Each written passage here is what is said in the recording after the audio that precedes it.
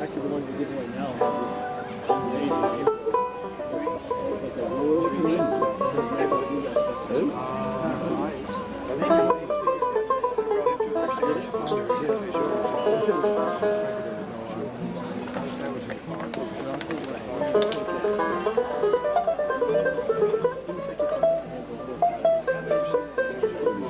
Well, I broke the neck. Yeah. Of this one, I broke the neck. This is the neck I just had laying around in the hole. So I got one next week. It's fine. It's good neck. No, it's good. Well, it's just very plain. Oh,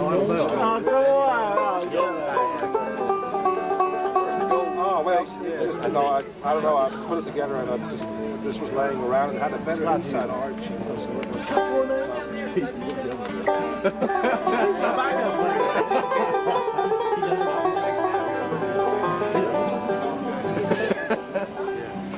How to go talk to him if he's smiling at him, right?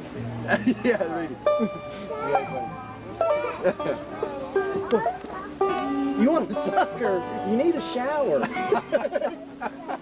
He's had fun. Hey, watch out for that car. He fell down a minute ago and I said, I was like, ouch, ouch. You're right, I'll help him out. He just jumped up. 2 minutes ago.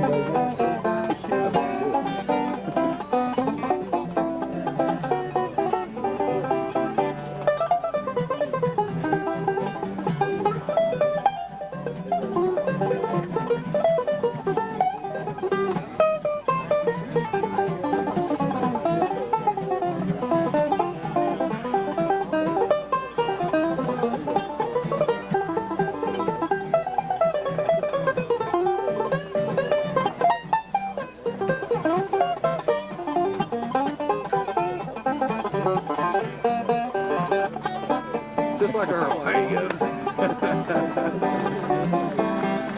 eBay Mounds thing.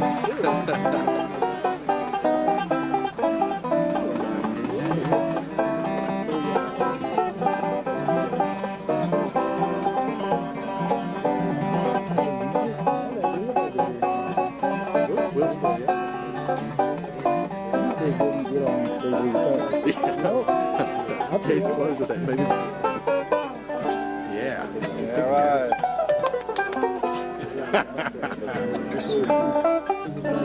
There's some eBay Mounds thing in there or something. eBay Mounds thing. That's good. That's really good. You know, some people are I want to hear you play one of those songs that you compose. Pardon me? Play one of those songs that you compose. It'd be more problems. I didn't complicate it. They're fun to jam. What are you going to do? I just want to hear you play it. I ain't going to try and play it. I can't do it. We're gonna play some. We're gonna play on stage. Oh, okay. You gonna play Orange Blossom Special? I don't think so. today we're going to play an excerpt of the classical things we're going to do with the symphony. Yeah. So so we're going to play about 45 minutes of, you know, string tunes together and things, you know, that all the stuff that we compose. Yeah. So, a little different, you know. We thought everybody else is doing bluegrass and fiddle tunes, and so we do something a little different today.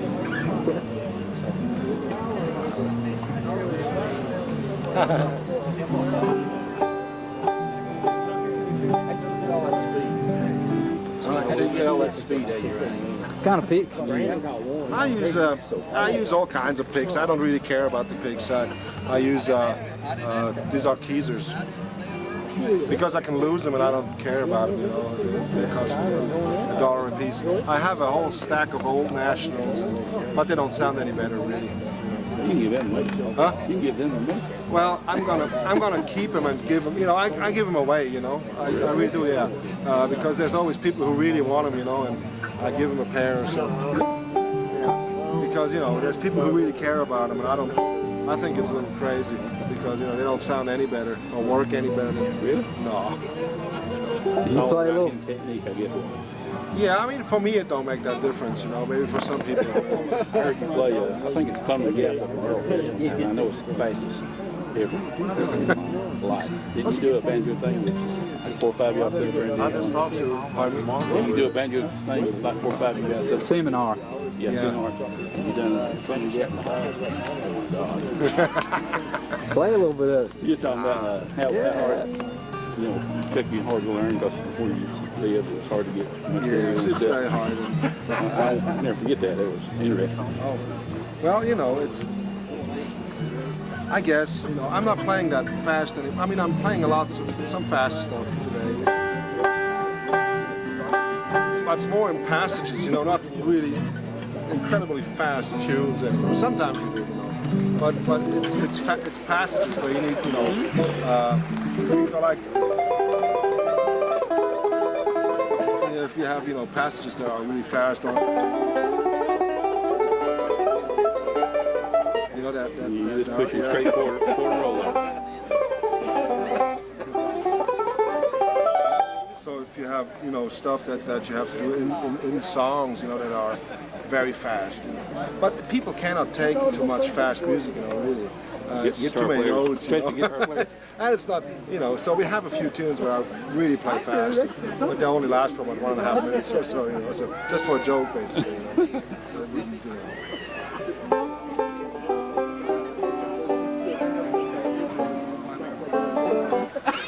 Scott? So how fast can you run?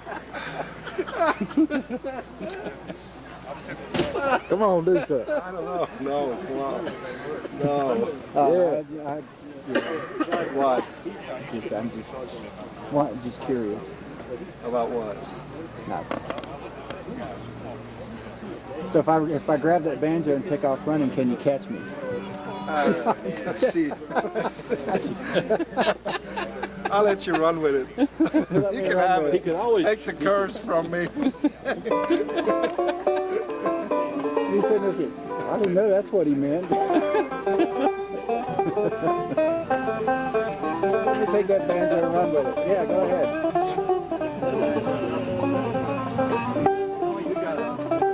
You gonna play some tonight? Yeah. You play some Django tunes with us. I know you know all that stuff. No, I don't. I actually, if I wouldn't play, you know, when I was a child, I heard Django's music, and I was almost. I didn't really know if I should go towards that side or the bluegrass side when I was a child. It's really similar, though. It has the same approach. It is. It's the exact same approach, and the way, and you know, it's not very complicated music. It's the same basic ideas. You know, what I like about in Django's music is the influence of the 20s 12-tone music. You know, because you have these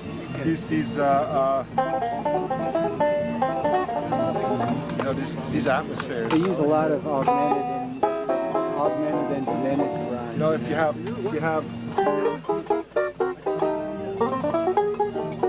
you know, which is the 20s, you know, composition.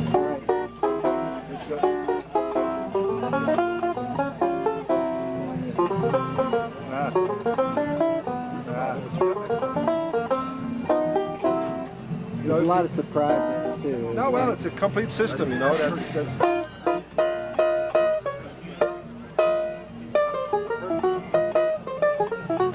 you know, with the 20s, where you have where you work in 12 tone, you know, and I like that concept. And it's still, you know, so as soon as you have, because Django is one of the guys, you know. It I works think, really well with bluegrass too. you know, if you have a swing.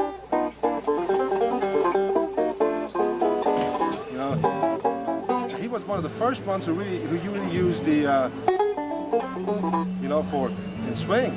Before him, you know, lots of Americans didn't do that. You know, they would play something like that. There was more inside. There was more, you know, but he was one of the first ones who really take the whole tone scale and use it, you know, over augmenteds. You know, and the way he does it, you know, is just genius. It is. You know, it is. You know, so when I was a child, I always thought it's just super music. You can play some of that stuff with us later. Well, I can try some.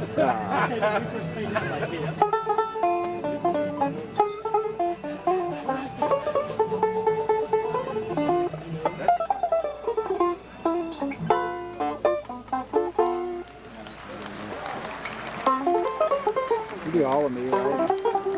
Huh? All of Me? Yeah, well. See?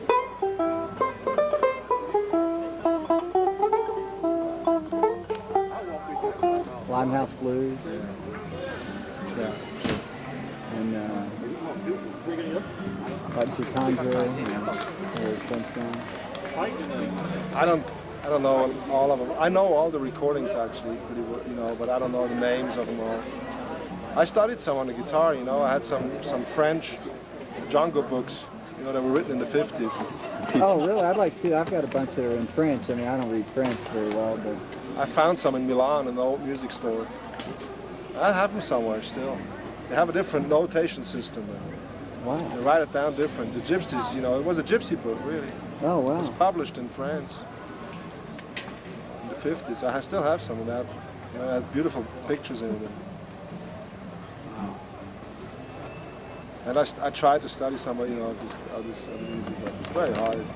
You know, I mean, it's very hard in the sense of there's a lot of people who can play it very cleanly, but it's really an atmospheric thing. You know, that it's really similar to bluegrass. What's you know, interesting, when you strip it down, it's really just a series of 2-5-1s, and you strip it down further. It's just the blues changes. That's all it is. Yeah, absolutely. And there's lots of, you know, just a little. You know, I'm not talking about the theory. You know, it's how it's played. It's similar to bluegrass. Everybody There's a lot of space. You know, everybody. You got to have that swing. You can learn that, and you can learn that in no time. But to play it at the right moment, play the right stuff. You know, that's the hard. That's the hard part. And knowing what to leave out and when. You know, and learn. Of course, bluegrass guitar isn't that way because there was never a really sort of a lead bluegrass guitar. Maybe other than Clarence White. Right. But there was, but in bluegrass, you know, really in traditional bluegrass. But for the banjo, you know, you can really learn all these licks in, I don't know, 5 years, and then you can string them together, you know. But there comes, then the hard part starts actually, you know, the lifelong learning of it, you know. Finding your own voice. No, finding when to play the stuff, when it sounds best. Where it fits. Yeah, where it fits the best, you know. That's music in general, though. Yes, but you see, that's where I thought I have a closer understanding of bluegrass and old-time music than Django's music. Well, even though, you know, I felt very close to it, I thought that I understand Shady Grove better than Daphne, you know. Just the feel of it, you know, just you understand, you know what I'm saying? And also the atmosphere of the people playing the music as well, you know. And a friend of mine played with Lulu Reinhardt, you know, Lulu Reinhardt, and he's a bass player, you know? Right. And he's not a gypsy, you know. And they met at a gypsy meeting, you know, in Geneva, and they came in, and there were about 250 gypsies meeting, and most of them were musicians, because it was about 3 weeks after Samoa, right? And so they all got together, and they were there's one big boss, you know, of the gypsies, of that tribe. Mm-hmm. And they would just stand there for 4 hours and nobody would say a word. Just stand in the room, smoke cigarettes, just stand there. Nobody would talk to each other. And it's strange, you know. And then all of a sudden, you know, the boss would take out the guitar and everybody would unpack the guitar and then they wouldn't stop playing, drinking, and, you know, for 12 hours.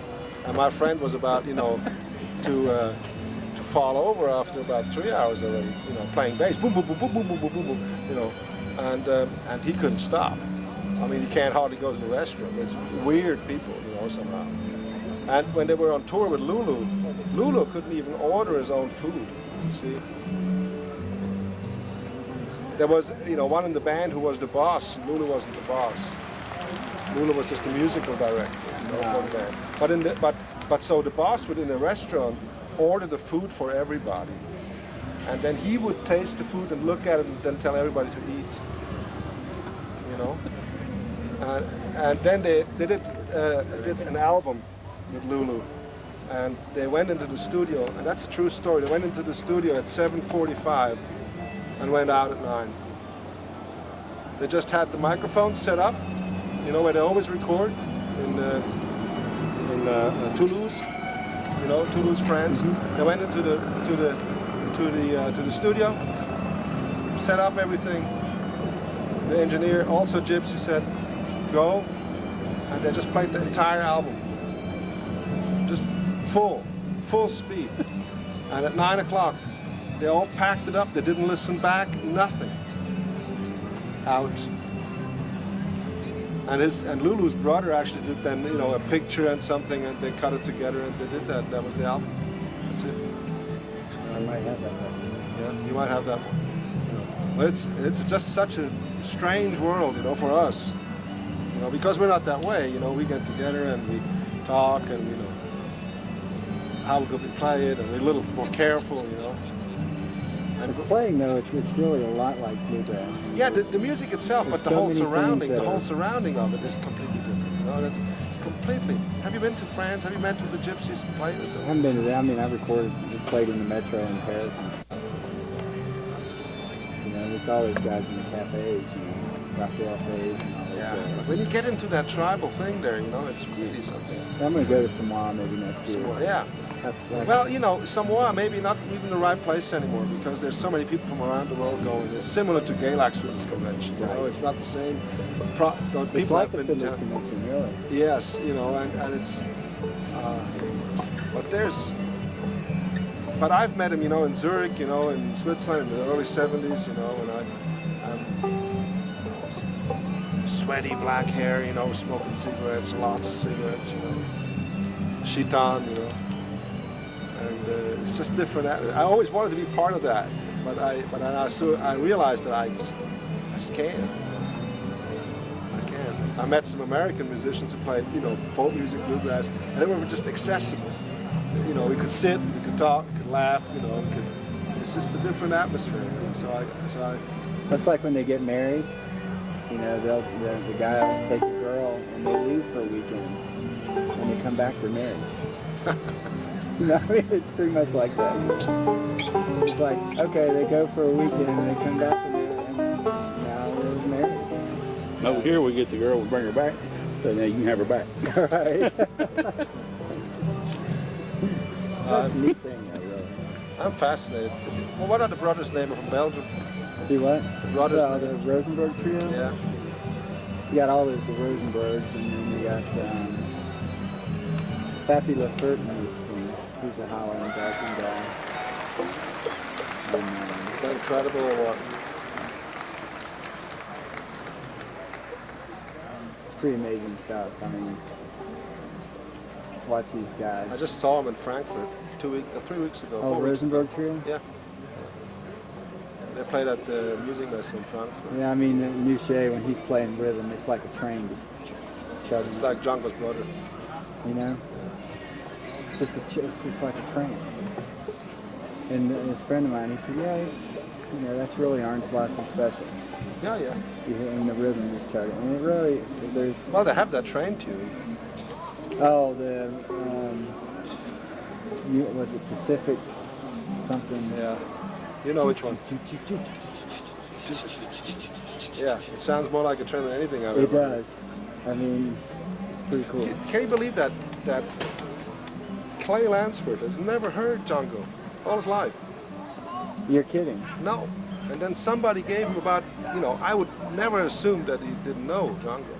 And then somebody gave him a Django combination and he couldn't sleep anymore.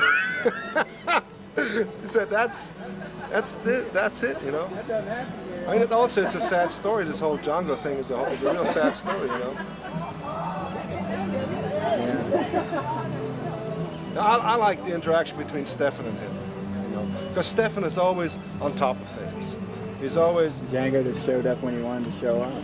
Well, if he could not else, It's like Running Wild, when they play. And, there's this solo that he plays, that Stefan plays so cleanly, and then Django knows it's got to be the take because it's good, It's Stefan's band. It's not his band. Right.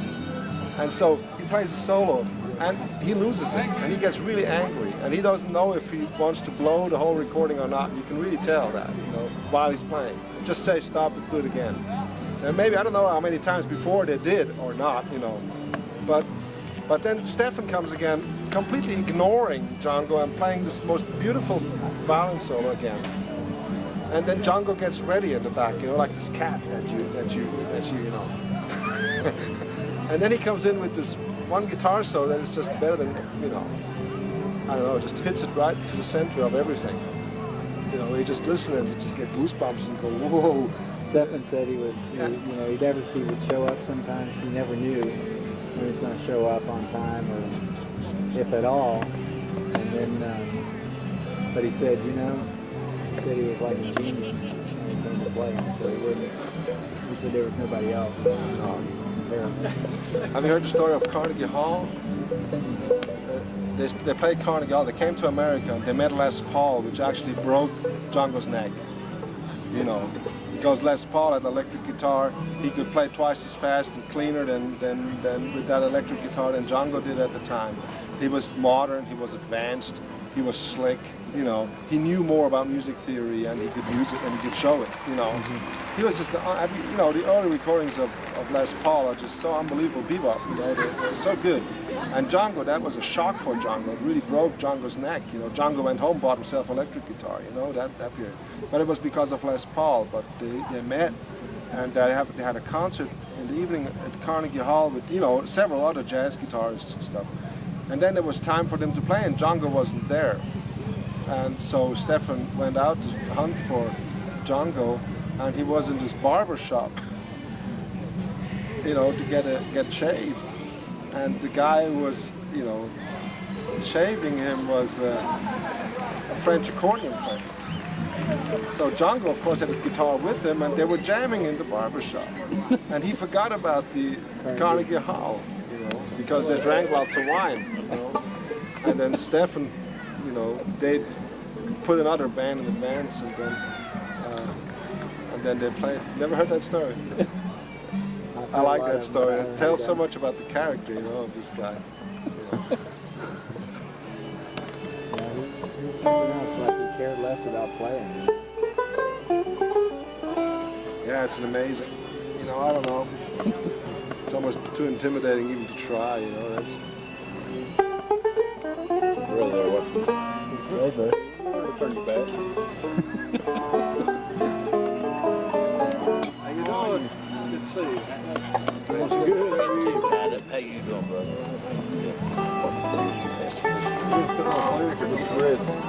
He's just chit-chatting. I was sober last year. You couldn't catch your fingers.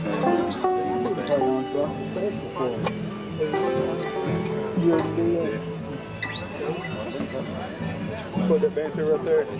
Huh? We need to play the banjo. It is one. Are we? JD. What's that? Old shirt. Yeah, well, that's quite smaller. Made like 75. I don't know got a few more there. Blackberry blossom? Oh, yeah. You know, it's loud because they you know. No, it's just free.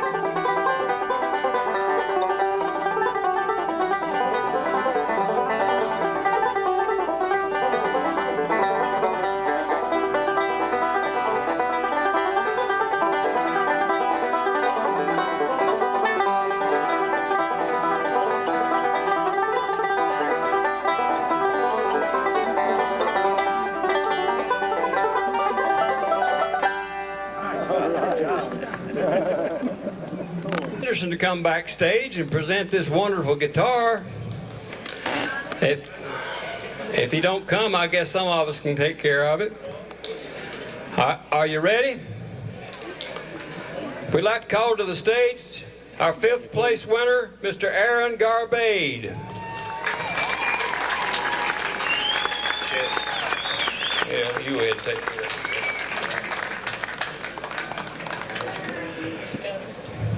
We got Bob DeSanto and Gary Poe that helped today with the guitar competition, doing the paperwork mostly. I'd like to give them a little bit of a recognition. Congratulations, sir. I hope you did good. He's a great guitar picker and a great guy. 4th place, Mr. Claiborne Woodall from Abington, Virginia.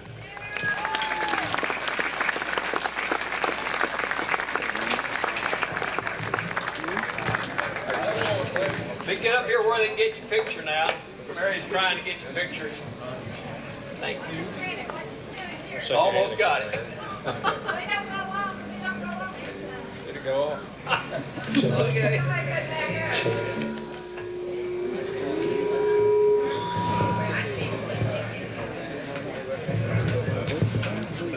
Did you get it?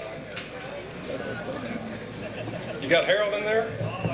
Okay. Thank you, Claiborne.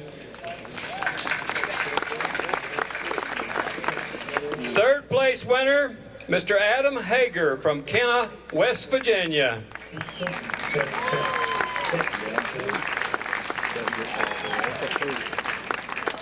He's coming around the back. It's a mighty fine guitar picking today. I certainly would not have wanted to be a judge.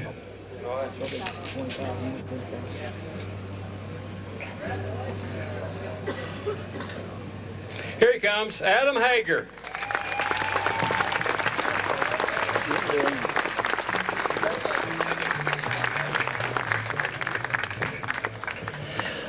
Okay, our second place winner, Mr. Scott Pearson from Warren, Pennsylvania.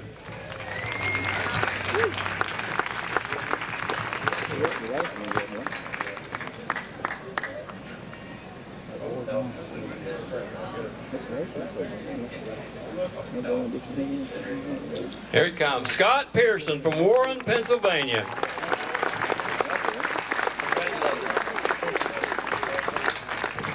And here's the one you've been waiting for. First place winner goes to Matt Lindsay from Dunbar, West Virginia.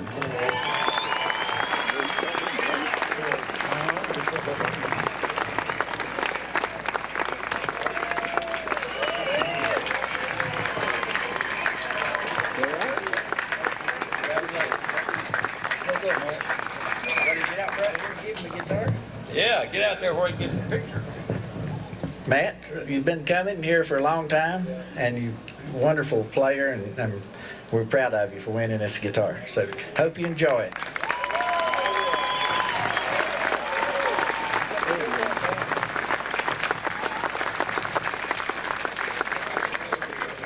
All right, Matt. Thank you, Wayne. He used me this year. Pretty big event. That's a great guitar too.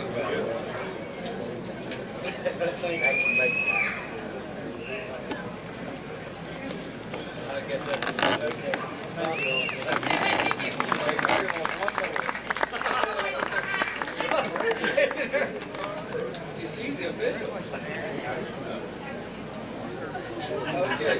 All right. All right. While the next group, the Kruger brothers, are getting set up, we'll take a short break. If you haven't already bought your 206 Festival t-shirts or a tape or CD of today's performers, why not go over to the blue...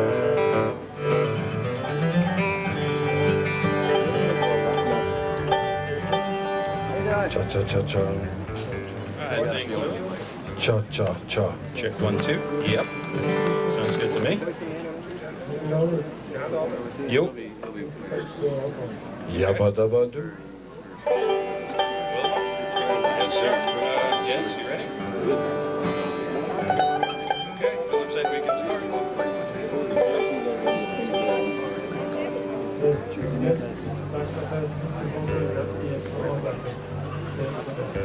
Yeah, just yell there.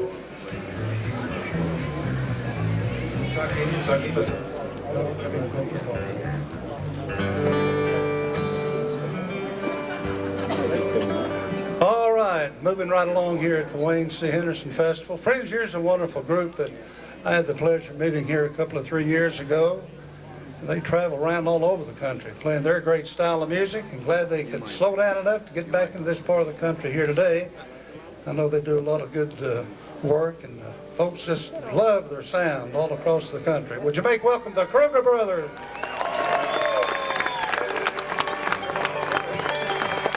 Good afternoon. Howdy, friends and neighbors now. It's great to be here, the Mecca of flat pick guitar. We heard a lot of flat picking guitar today, didn't we? With some incredible stuff out here.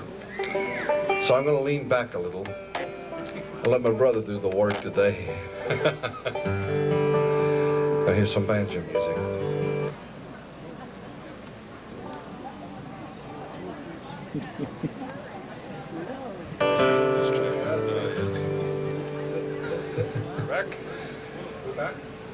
We have a little project going on right now. We're working with a symphony orchestra up in Maine. And what we like to do is play a little excerpt of the stuff that we play with them, our own music that Jens wrote and that we arranged over the years. And So usually at the festival, you get to clap every 3 minutes after the song's over.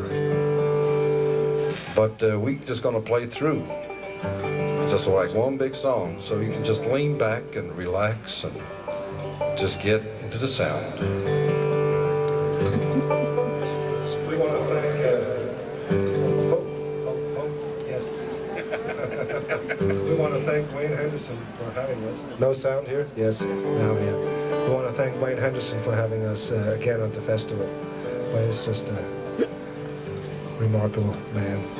And it looks like this is the last festival I play without a Henderson guitar. Mine's got, I think, I got one in the works right now. well, we hope they're not going to write a book about that one, are they? No. Well, we hope you're going to enjoy this. It's a little different, and we figured, well, there's so much good bluegrass and old time and flat picking that we do something else, maybe a little different, and I hope you're going to like it. Music from the Spring. Let's go.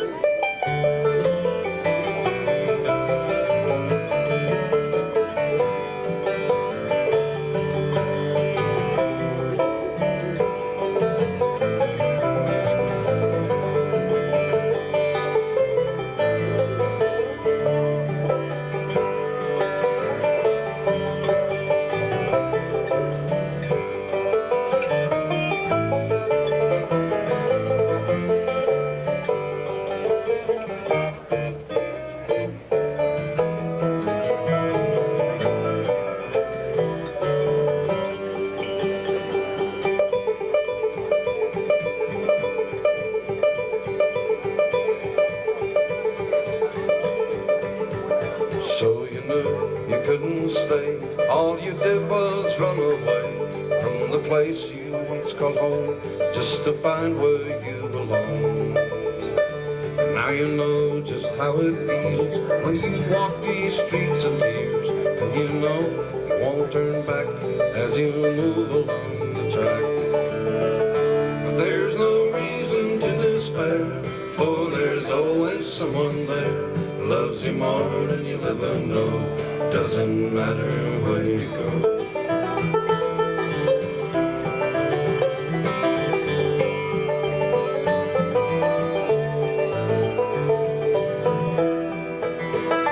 When you find yourself alone in the world as cold as stone, in the darkness there's a light that will guide you through the night. When the time has come to see that the future's meant to be, and the choices you recall were no choices after all. There's no reason to despair, for there's always someone there who loves you more than you ever know. It doesn't matter where you go.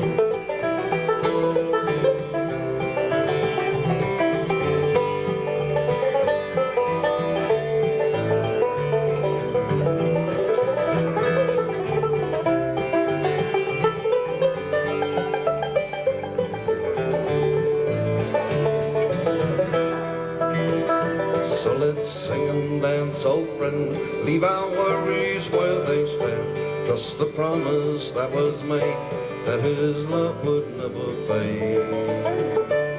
When it all comes to an end, he will take us by the hand, and will show us through the land a peace and joy will never end. But there's no reason to despair, for there's always someone there who loves you more than you'll ever know. It doesn't matter where you go.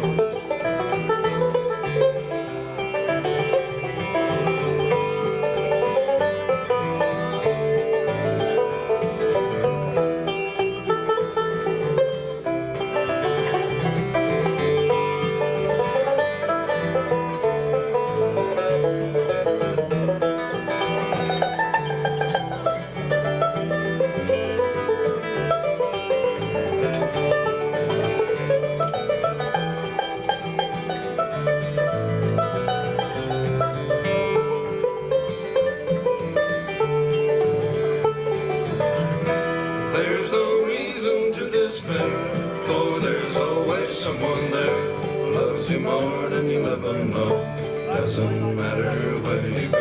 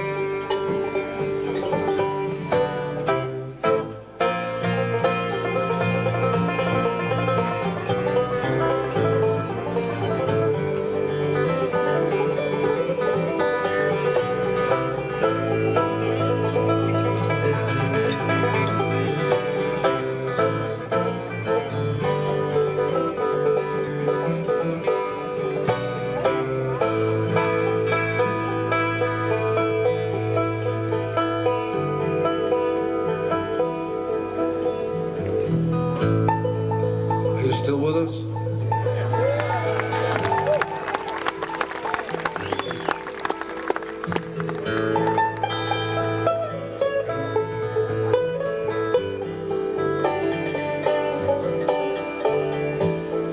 Walking down the coastal road on my way to the sea, I watch the dunes as the sun comes up, thinking about the way things used to be. There's a lighthouse on the rocky peaks where the waves would break and spray. I watch the tide as it comes rolling in, and then I watch it roll away again.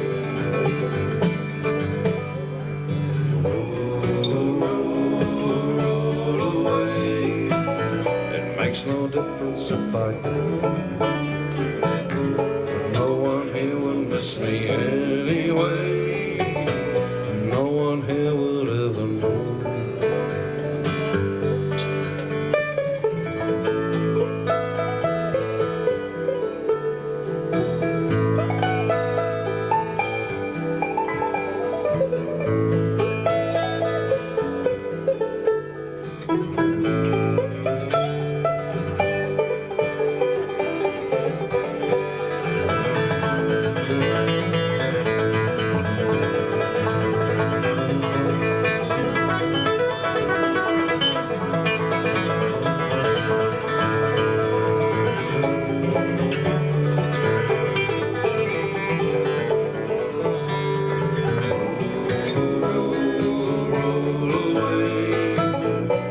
No difference if I go. No one here would miss me anyway. No one here would ever know.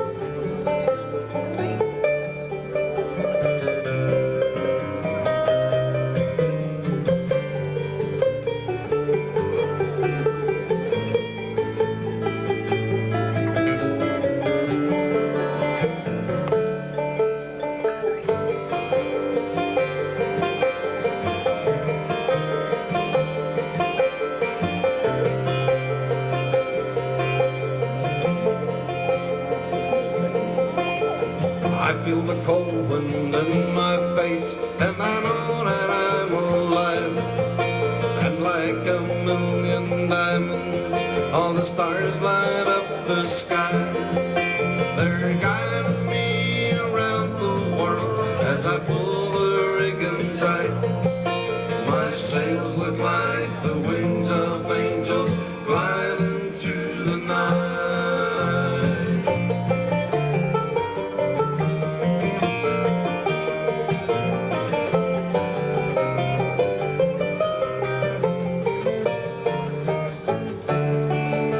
My boat was built in winter port a long, long time ago, and steady hands have held its course through waves and wind and snow.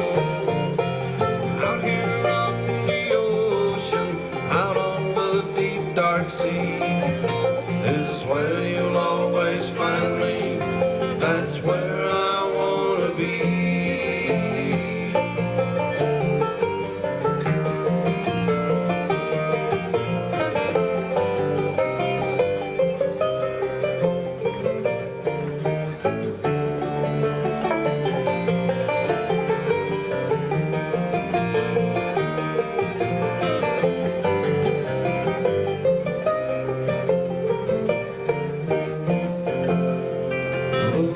The of this moment is greater than the sea, and as the world lies sleeping, won't you dream a dream for me?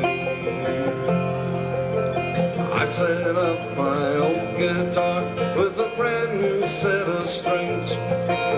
I'm gonna play it all night long just to listen how it rings. And if I had to make a wish upon a fallen star, I wouldn't wish for anything but to know just where you are.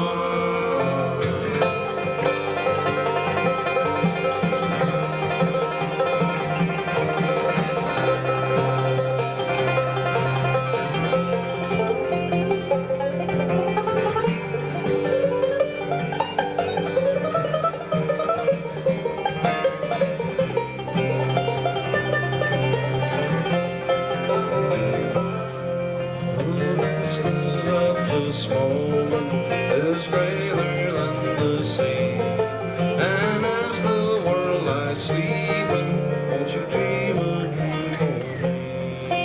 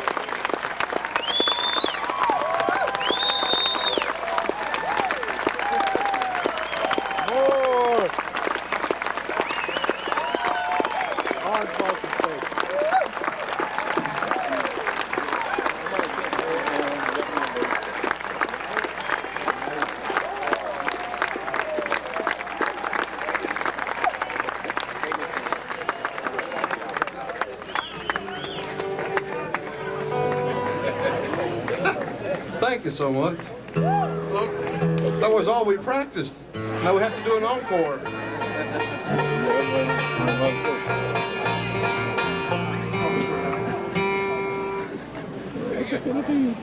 I want to ask our cousin Maynard to help us sing this last one.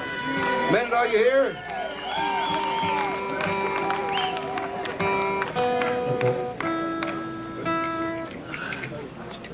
No, we owe a lot to Mr. Bill Monroe. Jens spent a whole summer with him in '82, and lived on his farm.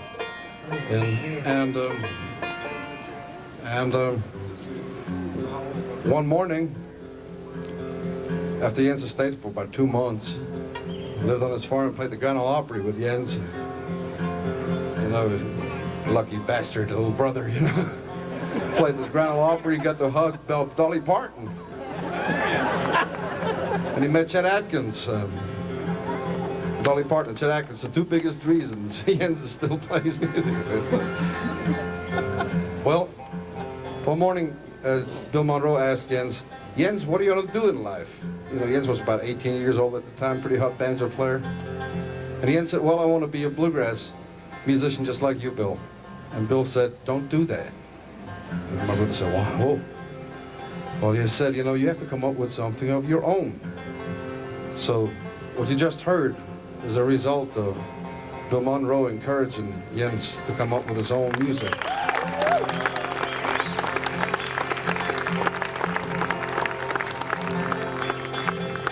And we owe a lot to Bill Monroe, so we're going to do a tune that was associated with him.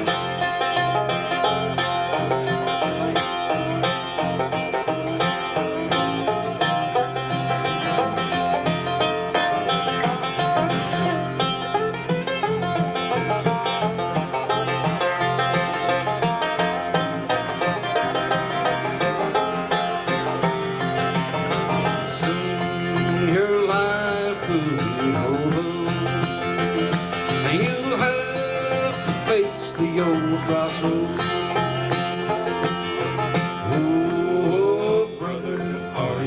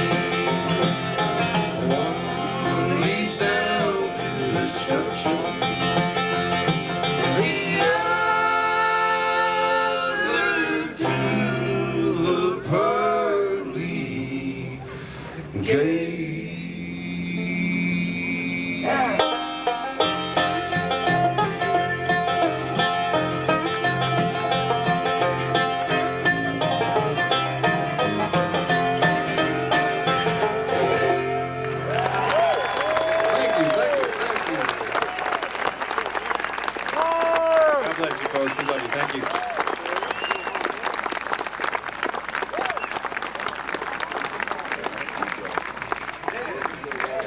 How about those Kruger brothers, ladies and gentlemen? Yeah. Originally from Switzerland, and I believe maybe the headquarters out of the state of North Carolina. But anyway, Wilkesboro. Like your music a whole lot, boys. Keep up your good work and traveling around. We have a lot of great musicians here today I've talked with, and I want to say something about Mr. Tut Taylor, one of the great dobro players. Tut, do you hear me talking, boy? Give old Tut a nice round of applause over there. He's a great one, no doubt about it. Folks, you're a fine audience here, and we have a lot more show left. Stay right in here with us.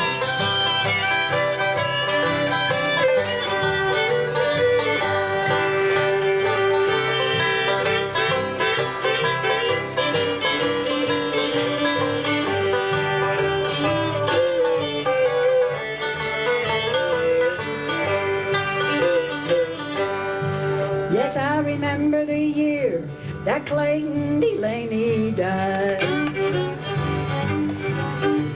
Nobody ever knew it, but I ran off in the woods and I cried.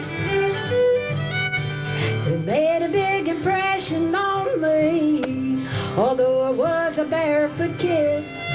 Oh, they said he got religion in the end, and I'm glad that he did. Now Clayton was the best guitar picker in our town. I thought he was a hero. I used to follow Clayton around. But I often wonder why now Clayton always seems so good to me. But he never took his guitar and made it down in Tennessee. Oh, but Daddy said he drank a lot, but I didn't understand. I know he used to play up in Ohio with the 5-piece band. When Clayton died, I made him a promise that I'd carry on somehow. Oh, I'd give $100 if he could just see us now. Yes, I remember the year that Clayton Delaney died. Da, da, da, da. Thank you.